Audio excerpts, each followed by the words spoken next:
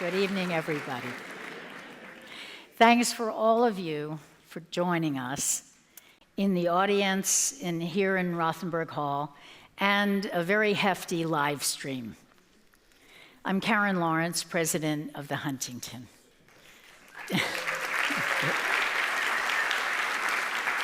And it really is my great pleasure to welcome you tonight to Why It Matters, a program series where I have the pleasure of being in conversation with artists, cultural and academic leaders, and other prominent guests on why the arts and humanities continue to matter. The "it" in Why It Matters changes in reference to the guests. But our guests have included Carla Hayden, former director of the Library of Congress, Lonnie Bunch, secretary of the Smithsonian Institution, Carol Christ, former chancellor of UC Berkeley, Charles Alachi, former director of the Jet Propulsion Laboratory, among others. And some of you have been here for some of those events. As you know, tonight, we're delighted to be hosting the visionary filmmaker Ava DuVernay. And so our conversation will be about storytelling in its broadest sense, as well as how the visual medium that Ava DuVernay uses so powerfully can tell history in a way that's different from a scholarly book or article, although we certainly love those at the Huntington too. So in fact, Ava and I met here at the Huntington when she came to interview one of our long-term research fellows who was working on a project about the contributions of Black sailors to the Civil War. We got to chatting about the Huntington's initiative marking the 250th anniversary of the signing of the Declaration of Independence. And it is called This Land Is ... ellipsis. We're taking our cues from Woody Guthrie's folk song and inviting multiple perspectives on our national history and present, using the lens of the land to explore the common and contested grounds on which our nation is built. And we're leaning into that ellipsis ... in our title to signal the unfinished nature of American democracy.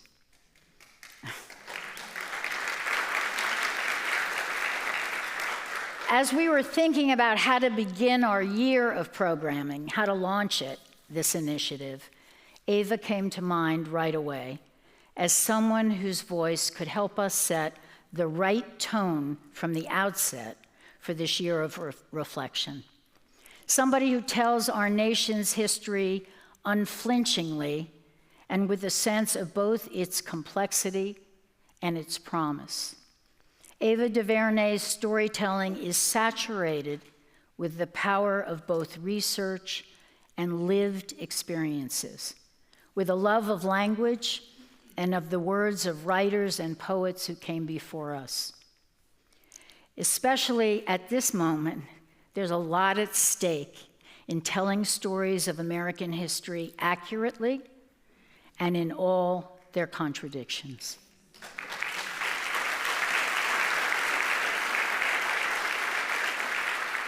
Ava's biography is in your program. I hope you've read it. It's incredibly impressive. And it tells of her many accomplishments as a writer, director, producer of numerous films and television series. Notably, earlier this year, she received the Great Americans Medal from our good friends and collaborators at the Smithsonian for her, quote, lifetime contributions embodying American ideas and ideals, and for building a broader understanding of our shared democracy and values, unquote. I'm delighted to begin our year of reflecting on the history of our country and of exploring the possibilities for its future with our guest for Why It Matters today. Please join me in welcoming Ava DuVernay to the stage.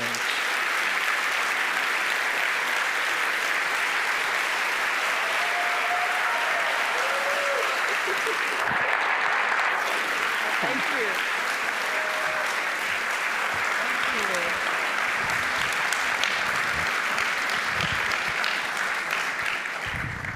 It's a good-looking crowd. Good evening. Thank you so much for being here. And because this series is Why It Matters and it is about humanities and the arts, I've got to start with your major at UCLA. Okay. You you double majored in English literature and African American studies. And so here's the question: how did humanities prepare you for what you're doing today? Well, thank you for the question. And I'll just say thank you all for coming out. It is what, Wednesday? Yeah. So many other things you could be doing. Laundry, preparing for tomorrow. So thank you for coming out for the conversation. And thank you to Alice and all of the folks at the Huntington, everyone on the team, all those people that let us in, and people in the parking lot, and everyone's working here to make this happen. So let's give them a round of applause. It's important. Yeah. And I just want to shout out the people that I work with at Array, our Narrative Change Collective, who are all here, our president, Delane Jones, and our EVP, Mercedes Cooper, and all the team at Array. Where are you all? Yeah, it's hard to see. There they are. Those are my friends I work with. So happy to be here. And how did the humanities? Yeah, prepare me English, for it? African American studies. How did it launch you in any kind of way? It launched me and prepared me to be what I thought I was going to be at the time, which was a publicist for film and television. And English was, my love and a love of literature. African American studies was, just deeply rooted in my sense of self and interest and curiosity around my people and how African American history is American history. And so those two together, I had a rip-roaring time at UCLA, just following my heart's desires and the things that I was interested in at the time. And I thought, these are two nice majors that will allow me to be a publicist in the entertainment industry. I got a great job right away, and I started promoting films. It's the closest I thought, I get emotional just now, closest I thought I'd ever get to film is helping other people make theirs. And promoting filmmakers' ideas and their stories. And so, when you watch Jimmy Kimmel or Fallon or Colbert, there is a person that has to call up and say, do you want this actor? This is why you should take this actor. Gives the clip that you watch, takes the actor from their house, make sure they get dressed, get them in the seat, make sure they don't embarrass the project, like all of those things. And when you watch a red carpet, someone had to roll that red carpet on their hands and knees. Someone had to get all the press there. That's what I did, and I loved it, and I thought there was nothing better. Until one day when I went on the set of one of my clients' films, Michael Mann, and he was making a film with Tom Cruise. I was like, wow, there's Tom Cruise. And Jada Pinkett and Jamie Foxx and a young Spanish actor who no one knew, Javier Bardem at the time, and Mark Ruffalo, who we love Mark Ruffalo. They were all in this picture that was shooting just right in East LA on these new cameras called digital cameras. What is this? How does this work? And I watched him shooting, and I thought, I want to do that. And so, step by step, I took my English major and my African American Studies major, I put them to the side, and I stepped into Hollywood, and I started trying to make movies. Fantastic. That's what happened. Yeah. So, one visit that you made here, we went to look at the archive of Octavia Butler and got to look at, it actually is the archive that is the most requested in our rare book reading room of any that people come to see. And I know you know her work, but I think you were quite moved by that. And so I just want to ask you about your thoughts about Butler and relationship to her. Well, it was thrilling, and I don't use the word lightly. I mean, I felt it in my whole body, the thrill of holding paper that she held, and watched. And I said, "Can I hold this with my regular human hands?" I want to say we were there with the director of the library and the curator, so everything was. She said, "Yeah, weirdo, just hold it with your regular human hands."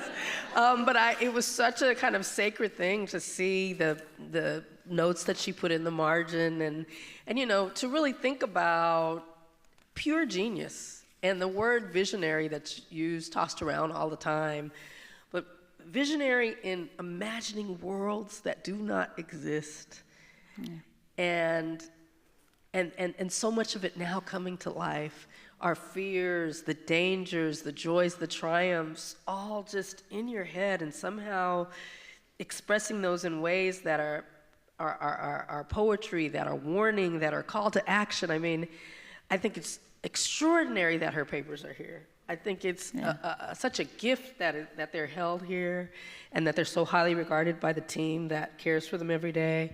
And so it was really, the word is thrilling. I felt, I don't even want to say honored. I felt I was in awe of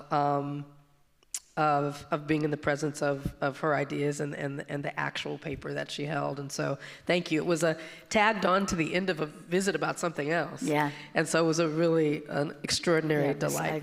I love it was a great surprise. every excuse to go see her. It was but wonderful. It was wonderful to have you there with that. Are there other moments for you doing research, because your work is so heavily researched and so importantly researched, where you saw something in a museum archive or a library archive where there was a kind of aha moment, or something that was a discovery that you thought you could use in a film? Or Yeah, you know, research comes in all forms. Some of them are institution and archive, or archived within institutions, and then you have others that are archived in untraditional spaces. So I think of something like When They See Us, which was a limited series that I did for Netflix that chronicled the story of what was called the Central Park Five. Now we call them the Exonerated Five. And within that, you know, there was so much legal research and so much research about, you know, what journalists were doing at the time. So really going into the archives, really pulling up, you know, the actual, you know, notes of journalists that they were keeping at the time, the papers of several editors who were editing and grappling with what was happening at the time, the assumptions of what that case was, as opposed to what was actually occurring. And I appreciated all of those more institutional archival documents. But then you're in the living rooms of the mothers, and you're looking through the photo albums, and you're looking through, you're listening to,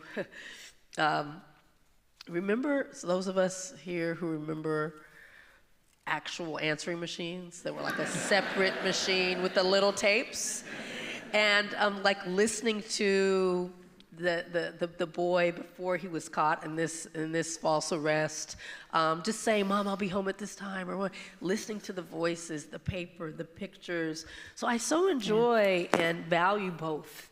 Because when I'm researching something, whether it's 13th or Selma or When They See Us or Colin in Black and White or Queen Sugar or any of the things, Origin, it is about the institutional archives and that deep research, but also trying to find something that connects me personally. I love to go into people's homes. I love to look through drawers. I love to look through photo albums and journals.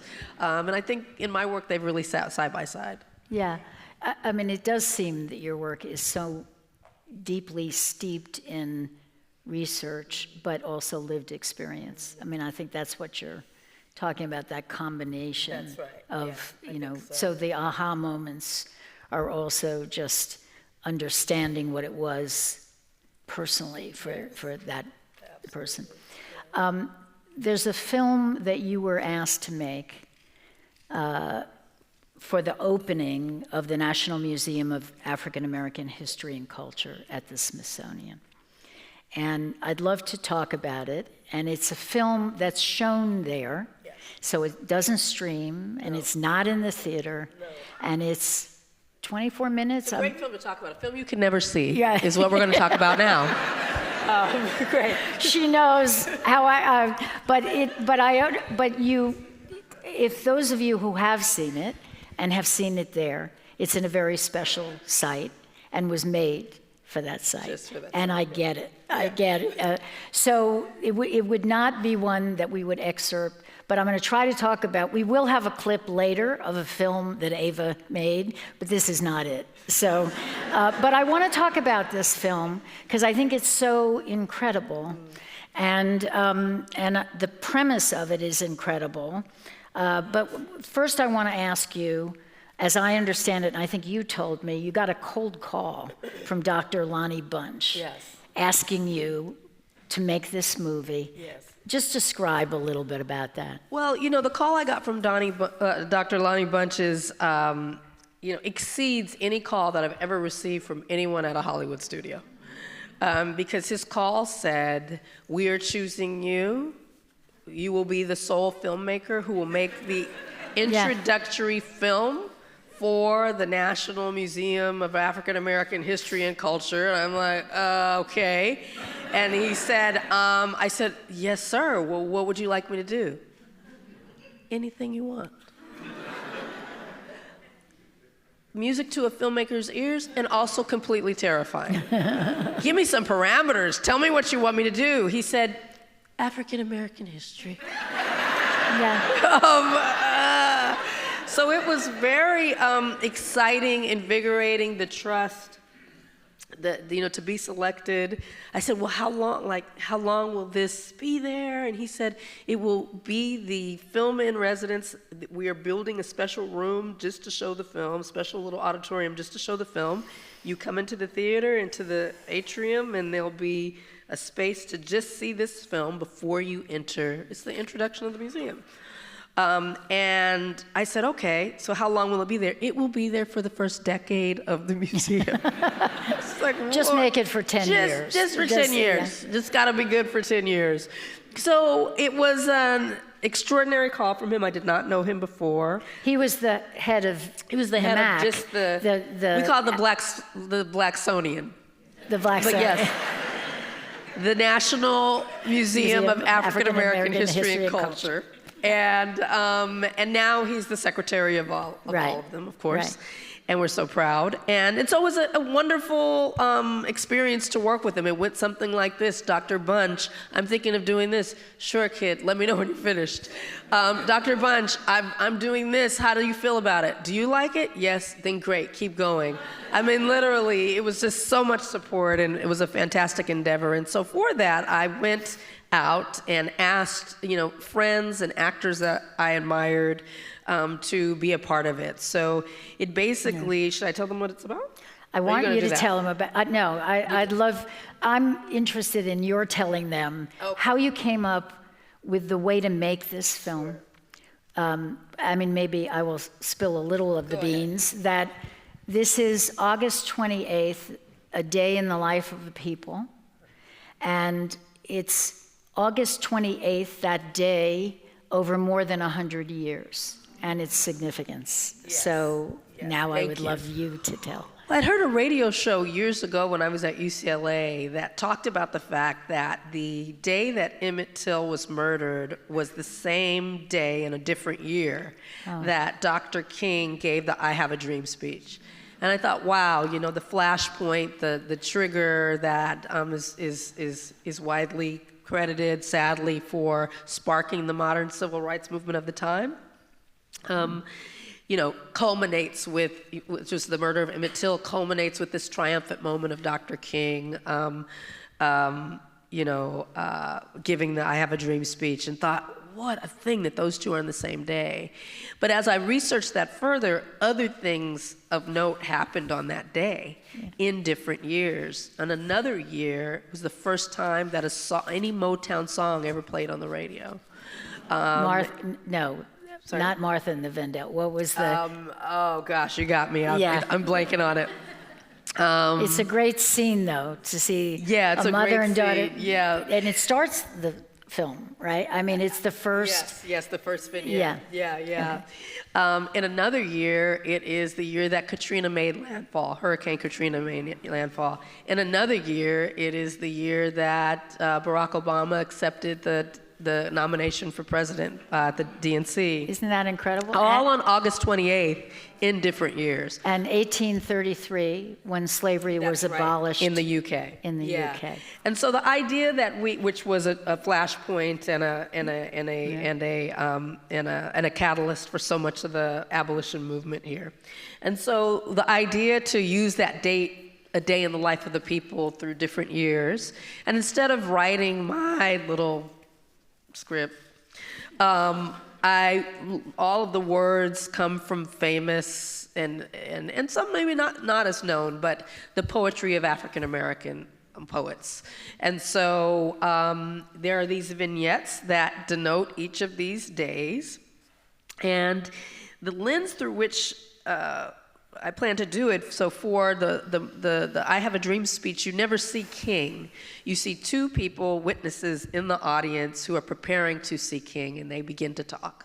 And they're played by Angela Bassett and Andre Holland. Yeah. When we talk about Emmett Till's vignette, it's not young Emmett or his murderers or any of the politics around it. It is two men who made the casket when his mother decided that he needed to come. He was not going to be buried in Money, Mississippi. He was going to come back to Chicago, his body. And so two men who made the casket, played by Don Cheadle and David Oyelowo. And so, you know, all of these amazing actors, Lupita Nyong'o and Gugu Mbatha-Raw and Glenn Turman, and so many folks who came to join on the journey to, you know, tell the story of a day in the life of a people. And the thing I like about that piece is the funny thing is always figuring out how to tell the story. Yeah. You know, and when they see us, you know, deciding to go in the homes of the mothers and letting that be the catalyst for the story. You know, in a film that I just did recently called Origin, which was based on a book called Cast. Thank you for the one, somebody, thank you. You know, how do you take this book that is not a story, that's more of an argument, and create or an anthropological thesis and turn that into a story with characters. So that's the fun part of what I do with the storytelling, is how do I tell it so that it really connects to people emotionally? How do you mix that archive, that institutional archive, with the mother's photo albums? And stir that pot and create a stew that feels good and sticks to your ribs. So that is what I have to say about the movie that none of these people will ever see, because it's in the Smithsonian. So if you have a chance, you better see it fast. You better see it fast, because a lot of this stuff is going away. And so I appreciate the opportunity to speak about it. Maybe one of the last times. Yeah. I hope. I hope not. I hope not. You know, one of the things that you said about that, and then I really will stop talking about the movie that they're never going to be able to see, but it is just so striking, is you said something about it's the combination of the lived experience of ordinary people with these incredible words of writers and poets. And you said, it's the people whose presence made history matter, that history lives in the eyes that witness and the ears that hear, and in the spirits within each of us that carry memory forward. And that, just the one scene of when Hurricane Katrina makes landfall, and there's a woman, an actress playing a woman, and her home is filling up with water. And I think it's in her voice, but narrates Langston Hughes's poem, The Negro Speaks of Rivers. Yes. And so just that conflation of this beautiful eloquence and deep, kind of the turbulent waters of history. And this woman was just amazing. And Ava talked about these 6 moments of August 28th, and I think you said a seam that stitches our joys and devastations together in a way that's almost magical. So just that magic date. And yeah. the Langston Hughes, some of his papers are here as well, right? And the Langston Hughes papers are here. Incredible. In our, yeah. Come on, Huntington, doing great work. So I want to go back to, in my welcome to people and the intro, I talked about what we had discussed about this land is, and thinking about it as contested and common ground, and the land as a place both literal and metaphoric, of belonging, of dispossession, of promise, of struggle, of all of that. So I just would love to hear you say something about how you think of the land, if there's anything that comes to mind, just how you think about that. And yes, you know, it is a living, breathing, ever-changing concept that I think I've struggled to connect with other people's view of what the land is, especially in this very divided time. Yeah. And so one of the things that I really have tried to pierce through, you know, during these turbulent times, is really listening to people's ideas of what this land is and what it should be. And there are moments when I can lean into an opinion that might be different than mine about what the land is. And there are moments that I've come to understand are perfectly okay for me to say, not just that I'm not in agreement with it, but I actually don't have to listen to anything that disrespects actual facts in history. And I think that has been a tension that folks kind of on the ideological side of the spectrum that I'm on have had challenges with. To be able to say no, right? To be able to say, I don't have to listen to distortions. I don't have to accept kind of bastardizations of what this land is, how it came to be, the labor that has produced the prosperity that has been enjoyed, the betrayals that the land also bears, the blood that's soaked into the roots of almost every inch of it. Like, all of that is a part of the story. And I think that any telling, reflection, recollection version of that story that doesn't accept the wholeness of it is something that it's okay to say, not for me. And it took me a while, because I think some of us have been trained to, you know what, you should listen. But I feel like I've listened, and I've heard enough. You know what I mean? I've heard enough. And so, you know, what we know the land is, what we know that it has endured, what we know has gone into it, for folks that respect history and respect the history of all people, really, you know, cannot be denied. And when I hear it being denied, I preserve and save myself from going down a path of rage and being upset, because I think in these times we have to stay focused. And stay focused and stay disciplined, and continue to learn, continue to grow, continue to help one another, and continue to think about ways to have courage. I think you have to think about courage, right? We think, oh, this person is courageous. No, it's a plan. You know, these days it's a plan to be courageous. What will you do? How will you defend the land that we call ours, and each other and ourselves? And so, you told me to talk about the land, Karen. I'm just telling you. No, I like these are the things that come to mind. Yeah. And, you know, I've, you know, learned so much from my partner. So my partner is a veteran. And I'm from Compton, California. So oh, okay, Compton. Well, listen, let's get together afterward. And there's some veterans in my family, but I've never, been close to someone who's actually served and who can, watch the news and watch what's happening, with our armed forces and watch, National Guard being deployed in our cities and watch all of that as someone who has served and sacrificed and say, that's not what we are called to do. That is not the oath. And to understand that it is okay to dissent and it is okay to resist, and that is what we must do if we truly love the land. So that's it.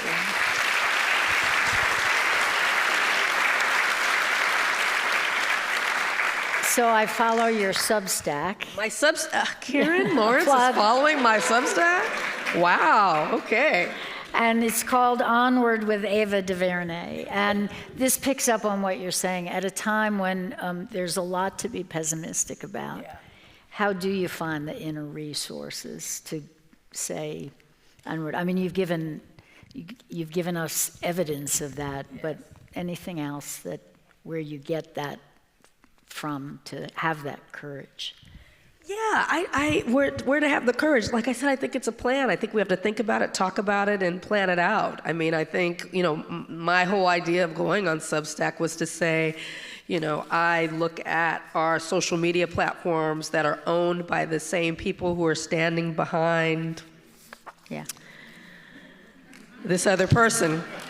And I see Amazon, Google, Meta, like standing behind. And these are the places where we go to express ourselves. It's the places that we go to organize. And so there's a disconnect to think that that's going to stay a free space, if we even think it's a free space now. So part of my Substack thing is they're still Indian scrappy. They haven't sold. They don't know what they're doing. You know what I mean? They're just they're over there. And so maybe for a time I can be there, but I think it is a time to be nimble, a time to be flexible, a time to, if this doesn't work, find this. Look ahead. That might not work. Go over here. This is what we need to do to defend ourselves and to make sure that I can kind of be able to say what I want to say and reach the people that I want to reach. And so decided to kind of diversify off of the platforms that I think soon will start to constrict. I mean, at any point, it can be decided that my followers just don't see me. I know that there are people that I used to see in my feed all the time that I just don't see anymore. Activists and people that do other things. And so that's so easy to divide us if we do not kind of think critically about the ways to stay connected. And so the Substack was for that, and just that little piece, it's such a small thing, is my kind of fist in the air of how I'm going to make a plan to have courage. And people ask me all the time, well, what do we do? What do we do? What can you do? Like, what can you actually do right where you are? Who can you help? What can you say? Sometimes it's just at your dinner table or at those people at work that are always talking. Maybe you just say something that you've learned, that you've read, that you've shared.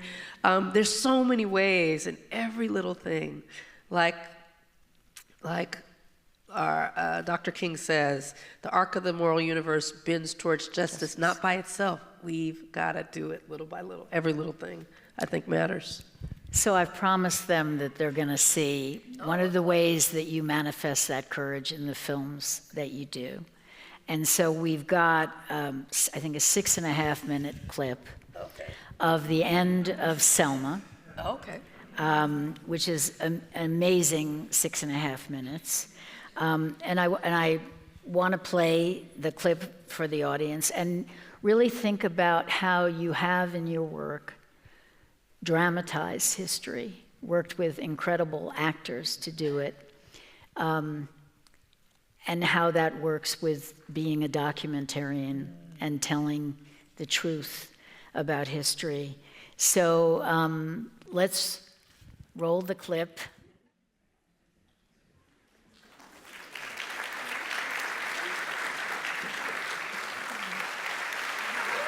I watched the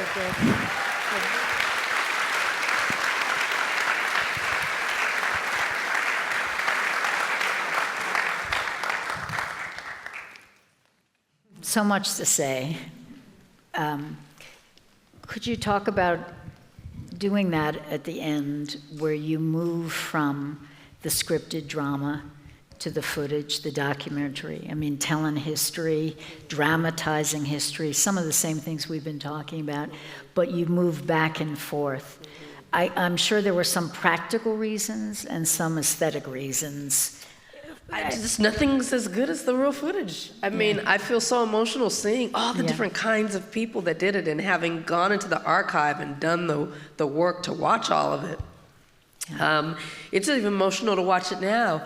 What if we did it? You know, what if you came to they marched for 3 days through dense, no street lights, backwoods Alabama road. I've been down that road. Even today, they barely got one street light every 3 miles. You're like, y'all, can you put up it's just like, we're gonna keep it dark over here.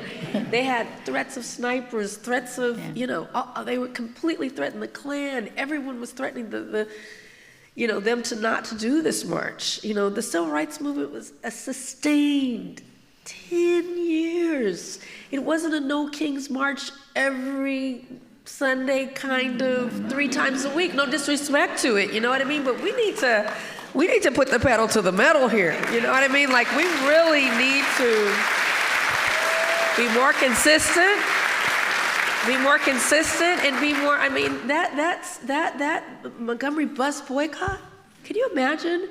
You're a black person working in the homes of white folk. And you all just decide, we're not going to take the buses to work. So that's going to mean we're going to be maybe late. Maybe we're not going to get there. Like, how that affects their money and their finances, let alone the animosity, the anger. When, I've talked to so many people when you did finally get to work, what that was like. And it just brought these households to a grinding halt because they couldn't keep their households. Who's gonna wash? Am I washing these dishes? Am I doing the laundry? Am I taking care of these kids? Like, all of that ground to a halt, using more than just the march, like using everything that they could, putting their lives on the line, their livelihoods on the line, sacrificing. Like, that is what it takes to change the world. And right now we've got to change the world. And so when I watch that, there's no amount of costumes I can put on some background actors. There's nothing that I can do that'll get the grit, the real faces of those people at the time, all that they left behind to join this march. Like, you have to use the real footage. Yeah. So any opportunity where you can actually, someone film that, and those filmmakers or whoever, those journalists, they live on through the art that they made at the time. And so to have the honor to put that inside my art piece, it was something that I didn't plan to do until the very end, where I saw our background actors and we had it all planned out, and I thought,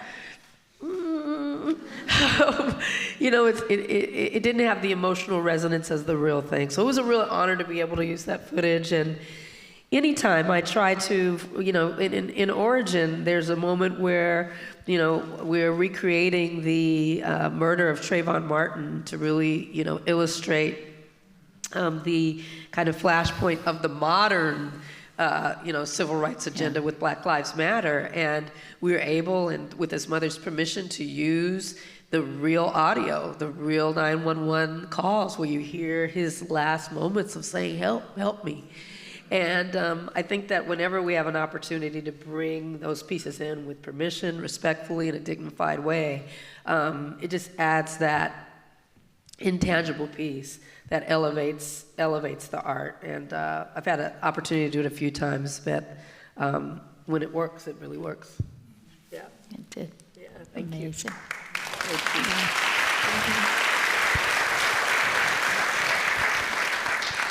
you. What do you hope for the next generation of storytellers? I just have to say, there was a young man in the back who was, helping with the hospitality.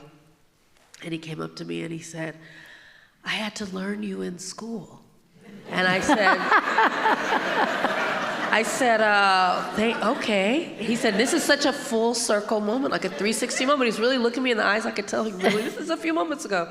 And I said, well, thank you so much. I said, how old are you? How long ago did you learn me in school? Was hoping he'd say 2 years last year, 8 years ago. I had to learn you in school. And I said, and what did you learn? And he said, well, Selma, I watched Selma in school, and I watched 13th, and I watched these films. And you know, what I hope for the next generation of artists and filmmakers is we need to be making things that people learn in school. We need to be making things, because if you don't go to school, we still want to learn. You know, we need to be, you know, I think there needs to be a group of filmmakers and folks who really care about, you know, history in film, care about justice in film. You know, I, for a long time, didn't want to be social justice girl because I kind of got pigeonholed at that in Hollywood. And then in the last 5 years, I said, you know what? I'm grateful. You know what I mean? I'm grateful that this is what I do. I'm grateful that I can do it. And, you know, how dare I say I don't want to be this because I want to do comedies or, you know, whatever. This is what I have had the opportunity to do. I know that it helps educate, it helps empower, it helps enlighten, it helps, it does something. I'm not sure what, but the young man in the back, if you're listening to this, you made my day, because I don't want you to learn me, but I want you to learn what these films and these TV shows say, and what they say about who we really are, and that we remember this for when people say we are not this, because we are better than we are being led to believe we are. We are. There's already a greatness. It doesn't need to be made again, and it's possible for us to continue. Beautiful. We want to give the audience a chance to ask questions. And Alice, we mentioned Alice Tsai, who's the Director of Special Projects at the Huntington. And we've had so much help with this. And Alice has collected, many of you have written questions, and some of them we got through registration. So Alice, maybe you could read some of the questions and we'll Sounds good. Okay, so I have the pleasure of channeling your voices tonight. So we'll start with some of the ones we received ahead of time. First one is, what is your best tip for a regular person to get better at storytelling, especially more concise storytelling? That's right. Is it possible to bring up the lights at all so we can see each other? I don't know. Can't. That would be nice. Unless we do this. Oh, look at you guys. Look at you, ladies and gentlemen. Thank you. How to get better at storytelling. I think it's so wonderful to hear someone tell a story, and I think you just have to think about a beginning, middle, and end. And that's the key, any kind of storytelling, but anecdotes, family stories, recounting something that you've read. It's really important in these days to be able to communicate and share ideas through story, and so I take this question really seriously. The main way, don't just start talking, and don't just start writing.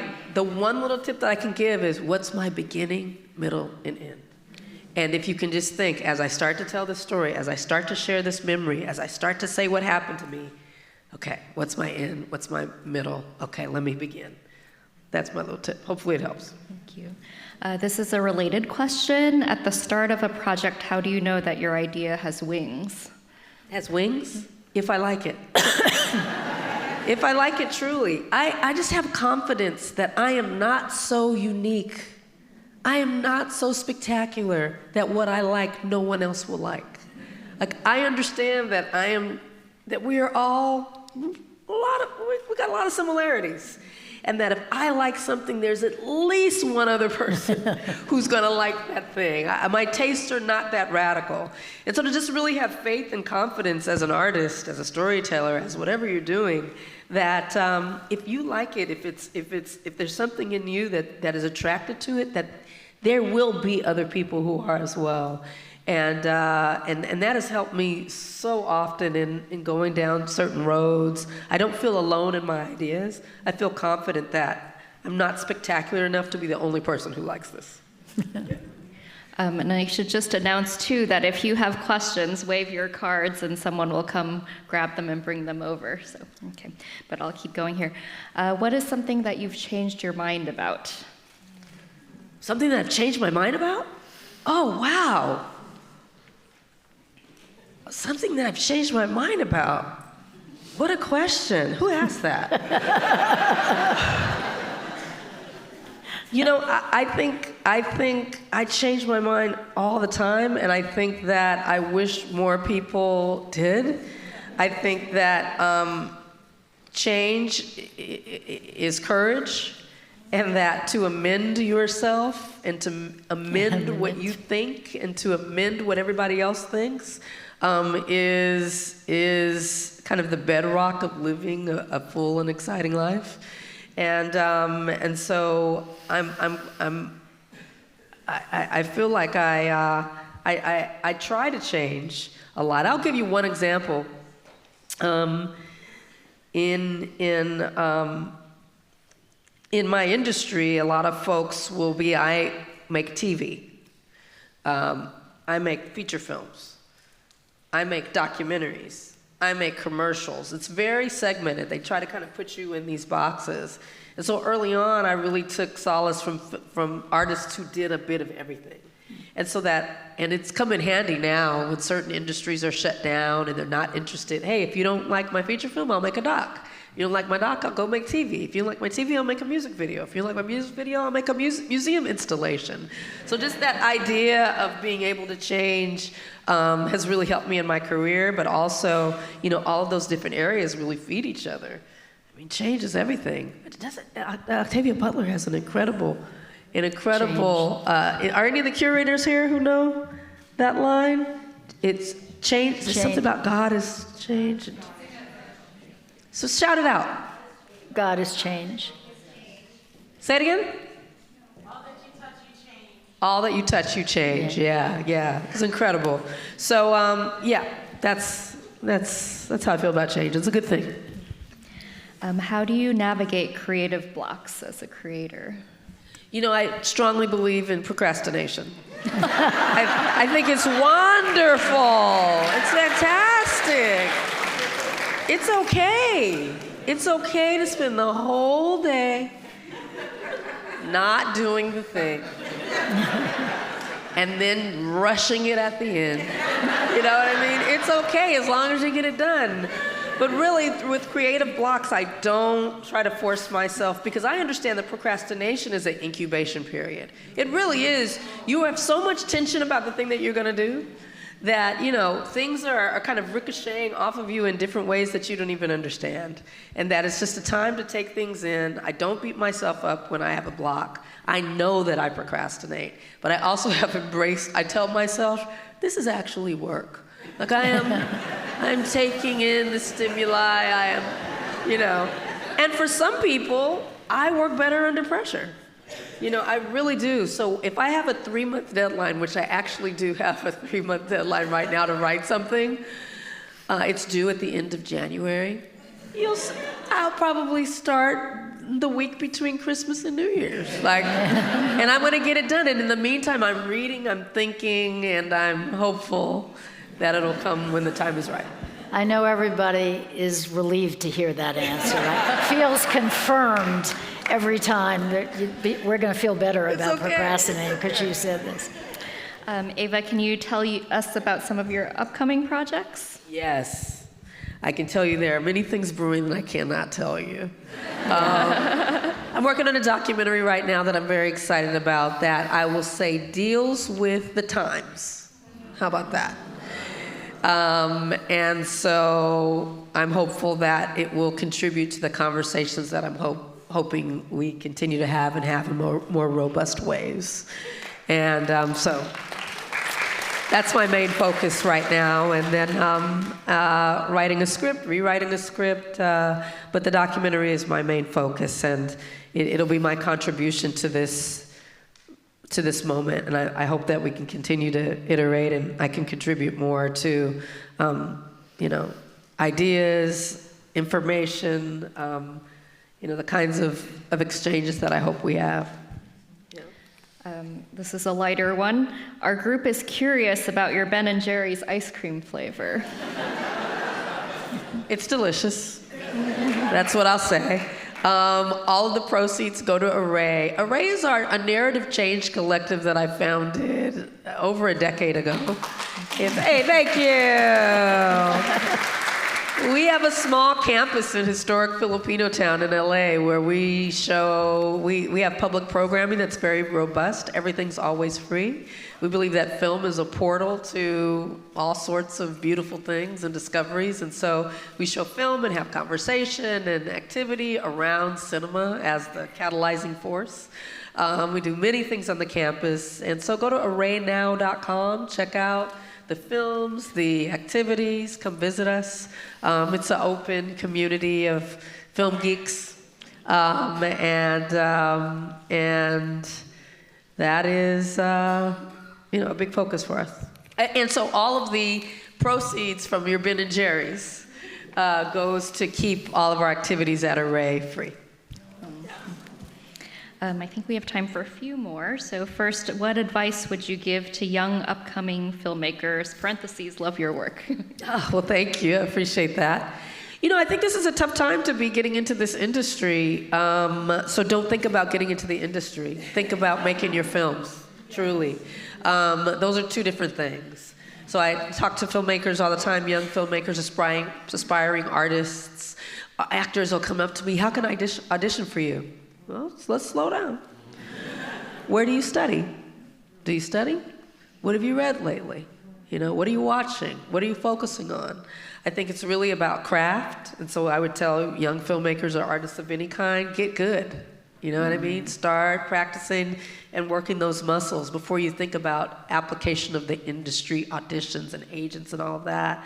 I think living in LA, and when you live in other places, you hear a little bit more of the practice of craft because they don't have, they're not passing studios on the street and billboards everywhere. The industry starts to overwhelm the artist, the young artist. So I would just say stay pure for as long as you can. Focus on the thing that you love before you start to commodify it. You brought up LA, so I'll ask an LA question. Many stories of LA are depicted in ways that native Angelenos would not recognize. As a native Angeleno yourself, what stories would you tell about Los Angeles? That's a beautiful, I have an idea of a story that I want to tell that would actually allow for me and a team to share a full array of what LA is. And it is so does anyone ever watch The Crown? Okay, so one thing about The Crown, when you break it down story-wise, is it wasn't really about the royal family. It was about the history of Great Britain, right? Every episode, there was a different historical kind of case of the week, a case of the episode, wrapped in the drama of the royal family. But you were learning about all these different pieces, when you break it down from a story perspective, of British history. I think we can do the same in LA, but the royal family would be replaced with because Queen Elizabeth lived for 199 years, God bless her. And so who do we have that had a long tenure that would allow us to take a big block of history and kind of drop into these episodes? So. Okay, Cheech and Chong, that could be. They've been around for a very long time. My idea was Tom Bradley. Okay. But I promise I'll put in a Cheech and Chong episode also, just for you. There you go. But this long political tenure, this long career, with so many things happened during the time that he was, for the young people, he was the mayor of LA. When I grew up, I thought we just had Tom Bradley. Like, I didn't understand there were elections because he was the mayor forever. And I just said, our mayor is Tom Bradley. Like, he's Tom Bradley. I didn't understand that there were elections happening. And so that's a story that I would really love to tell, a Crown-like story of LA wrapped in Tom Bradley, but really it's about the Olympics, the rebellion, all of the things that have to do with LA. If anyone wants to finance that, let me know, and I'm happy to make it for you. I feel like there's a germ of something that's happening right here, right now. I think so. I hope so. What's the most memorable encounter you've had with someone whose life was directly impacted by the story that you brought to the screen? Oh, wow, that's a beautiful question. It would be the men of the Central Park Five. When I first met them, they were really pariah in Harlem, and they walk around, and people knew who they were, but there was no love because there was always this undertone of they did it. They raped the Central Park jogger, and that had never been truly refuted emotionally, even though they had had some legal victories and had been given money. Really, the spirit and the energy around them was tainted. And I saw it in these men as people who were my age and who I got to know. And after, when they see us, I remember going from interviewing them in the homes of their mothers to write the script, to standing on the red carpet of the Emmys with 16 nominations. And these men are just standing different, you know what I mean? And their lives changed. They're authors, they're speakers, they're married, they're on reality shows. They're like, everything changed for them. And just the way that they are as human beings, they can walk down the street and they get heroes' welcomes where they go now. And that's because of a TV show. So I'm proud of it.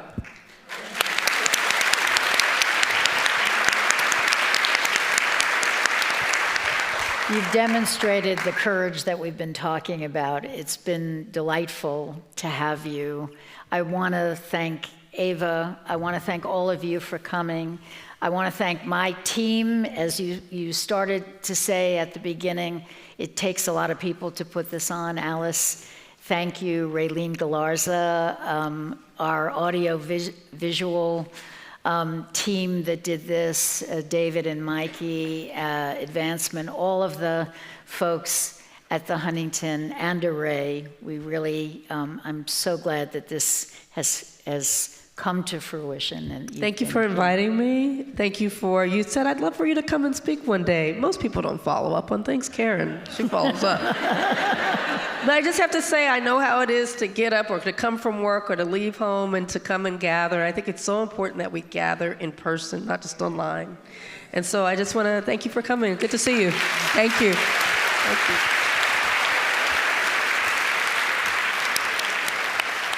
Thanks, babe.